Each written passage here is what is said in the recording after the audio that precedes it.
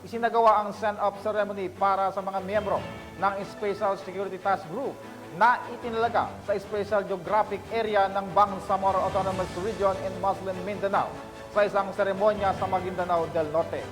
Yan ang balita ang hatid ni Patrolwoman Angela Bandarlipe. Matagumpay na naisagawa ang send-off ceremony of Special Security Task Group for SGA BARM sa Camp Bijan sa Lipada kay Pindaton, parang Maguindanao del Norte nito lamang ika-30 ng Nobyembre, taong kasalukuyan.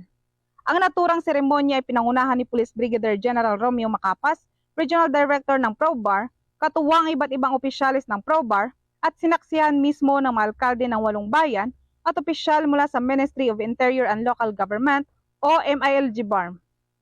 Nag-deploy ng 171 na mga kapulisan sa 8 bayan ng Special Geographic Area o SGA BARM ang Police Regional Office BAR na mangangasiwa at magtitiyak ng peace and order sa naturang lugar at magsisilbi bilang Special Security Task Group sa mga bayan ng Kadayangan, Nabalawag, Ligawasan, Kapalawan, Malidigaw, Tugunan, Pahamudin at Old Kaabakan na pangunahan ni Police Colonel Joel Estares bilang Ground Commander.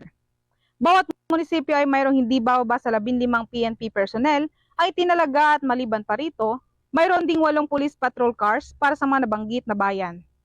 Ang pag-deploy ng PNP personnel ay bahagi umano ng pangako ng PNP para sa kaligtasan ng publiko at pagsuporta sa maayos na transisyon sa 8 bayan sa ilalim ng BARM Administrative Framework upang matiyak ang kaligtasan ng bawat isa.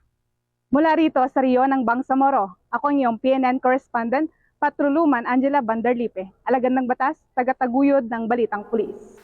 Maraming salamat sa iyo, Patrolwoman Bandarlipe.